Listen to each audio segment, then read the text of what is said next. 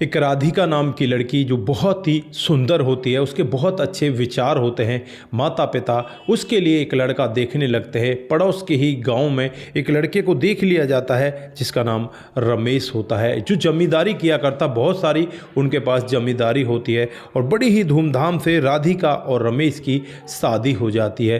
दोस्तों, शादी होने के बाद राधिका अपने सास ससुर में ही अपने माता पिता का रूप देखने लगती है। उनकी इतनी ज़्यादा सेवा करती कि जो सास ससुर होते हैं वो बस इसकी अब बड़ाई करने से थकते ही नहीं। जो पति होता है वो भी कहता है कि राधिका जैसी इस दुनिया में दूसरी कोई और है ही नहीं।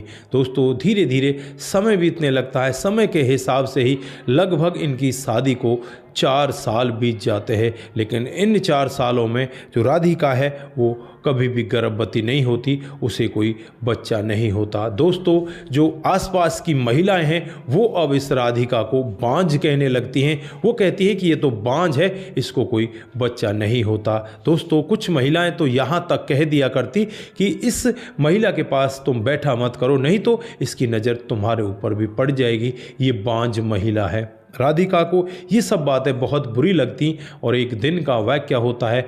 वो अपने पति से कहती है कि तुम दूसरी शादी कर लो, लेकिन जो उसका पति है वो यही कहता है कि नहीं, मैं दूसरी शादी नहीं कर सकता। राधिका फिर कहती है कि तुम्हारी वंशवेल कैसे आगे बढ़ेगी, तुम्हारा जो नाम है वो कैसे चलेगा। तो यहाँ पर वो कहता है कि हमें नाम चलाने की ज़रूरत नहीं है राधिका, मैं तुमसे बहुत ज़्यादा प्यार करता हूँ और तुम्हारे सिवा किसी और के बारे में सोच भी नहीं सकता। सास ससुर को जब ये बात पता चलती है, सास ससुर भी यही कहते हैं कि बेटा राधिका, तुझे परेशान होने की ज़रूरत नहीं है, अगर हमें ज़रूरत पड़ी तो कोई बच्चा हम गोद ले लेंगे। दोस्तों, इस तरह से जब सास ससुर का भी वाक्य वो सुनती है तो बहुत ज़्यादा खुश तो होती है, लेकिन अंदर ही अंदर वो जल रही थी, टूट रही थी, क्योंकि उसे एक शब्द खाया ही जा रहा था, उसे जो बांझ कह दिया गया था। दोस्तों, अब राधिका एक दिन का वाक़या होता है, शहर से वापस अपने घर की तरफ आ रही होती है। तभी रास्ते में एक नदी पड़ती है और नदी में एक नाव डूब रही होती है। उसमें 4 लोग होते हैं, एक तो नाव सवार होता है, दूसरा एक व्यक्ति होता है, उसकी पत्नी, और एक छोटा सा उनका बच्चा होता है।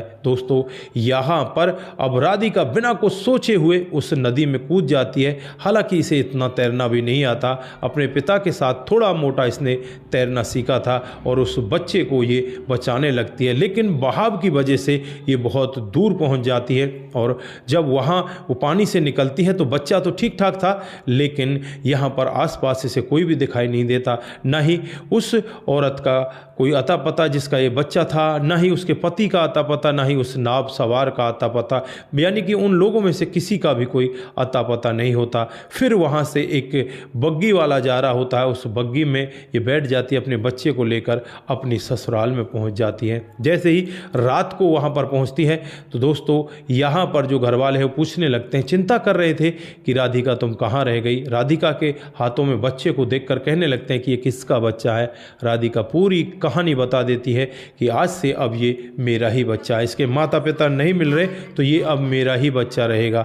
दोस्तों, अब यहाँ पर उस बच्चे को ये अपने माँ जैसा प्यार देने लगती, जैसे माँ एक बच्चे को प्यार देती है, उसी तरह से वो बच्चा धीरे धीरे करके आगे बढ़ने लगता है। दोस्तों, अब वो बच्चा लगभग 2.5 साल का हो जाता है। उस समय लगभग वो करीब 5 से 7 महीने का रहा होगा, छोटा ही बच्चा था, और अब 2.5 साल का हो जाता है। तो बस राधिका को ही वो माँ समझा करता, उसे तो यही नहीं पता कि उसकी असली माँ कौन है। और फिर 2.5 साल बाद एक दिन होता कुछ ऐसा है, जो इसके असली माता पिता हैं वो पता लगाते लगाते इनके पास पहुंच जाते हैं और वहां आकर इस राधिका को देखकर कहने लगते हैं कि तुम तो बच्चा चोर हो, तुमने हमारा बच्चा चुरा लिया। दोस्तों, ससुर को ये बातें बहुत बुरी लगती हैं और ससुर यहाँ पर कहने लगता है तुम्हारा दिमाग खराब हो गया है, इस बच्चे को इसने पाला है, पोसा है, बड़ा किया है, इसकी जान बचाई है, और तुम उल्टा कह रही हो कि ये बच्चा चोर है।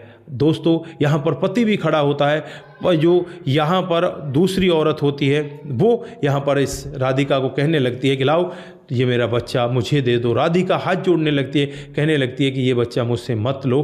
तो यहाँ पर वो औरत कहने लगती है क्यों, तुमको बच्चा नहीं होता क्या? तो वो कहती है कि नहीं नहीं, मुझे बच्चा नहीं होता। फिर ये औरत भी उसे बांझ कह देती है कि तुम तो बांझ हो क्या? तो यहाँ पर वो कुछ नहीं कहती, रोती रह जाती है। इस औरत के पति को बहुत ज़्यादा गुस्सा आता है और रमेश गुस्से में उसके बच्चे को उसके गोद में दे देता है कि जाओ इस बच्चे को यहाँ से ले जाओ। इधर जो पति पत्नी होते हैं अपने बच्चे को लेकर वहाँ से निकल जाते हैं। उसके बाद अब ये राधिका खड़ी होती है और इसका दिमाग घूम रहा था, घर वालों से भी यही कहती है कि मुझे कुछ दिनों के लिए मेरे मायके छोड़ दो।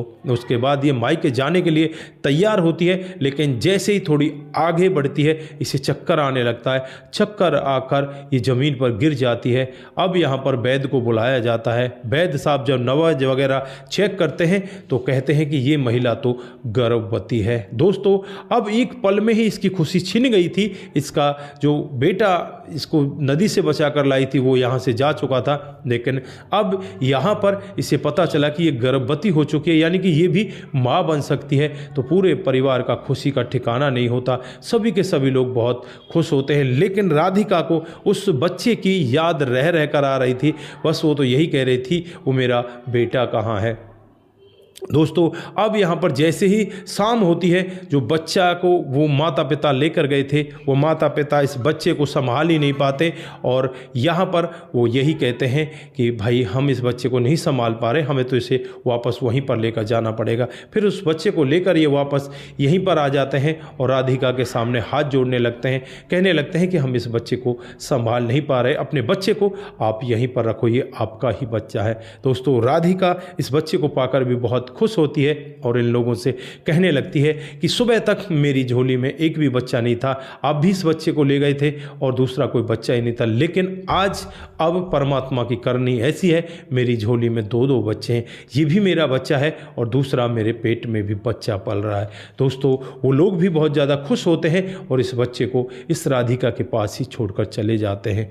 दोस्तों आज यहाँ पर राधिका इतनी ज़्यादा खुश होती है, उसे लगता है कि दुनिया की तमाम खुशियाँ उसे मिल चुकी हैं, सबसे बड़ी भाग्यशाली वही है। तो दोस्तों यहाँ पर ये सब बातें भी देखने को मिलती हैं, जब परमात्मा देता है ना तो वो छप्पर फाड़ के देता है। यहाँ पर अब तक इसको एक भी बच्चा नहीं था, अब ये दो दो बच्चों की माँ हो जाती है। जो लोग इसको कहते थे कि ये बांझ है उनके मुँह पर करारा तमाचा लग जाता है। तो दोस्तों कभी भी इतनी ज़्यादा बात नहीं बढ़कर बोलना चाहिए और कभी भी ऐसी बातें नहीं करना चाहिए जिससे कि दूसरे आदमी को इस तरह से हानि हो। तो दोस्तों इस घटना पर आप क्या बोलना चाहते हैं, आपकी जो भी राय है एक बार कमेंट बॉक्स में जरूर दीजिएगा। आज के लिए बस इतना ही, फिर मिलते हैं किसी नए मोड के साथ। तब तक के लिए आप अपना ख्याल रखें, परिवार का ख्याल रखें, सतर्क रहें, सावधान रहें, रिश्तों की अहमियत को जरूर समझें। नमस्कार, जय हिंद, जय भारत।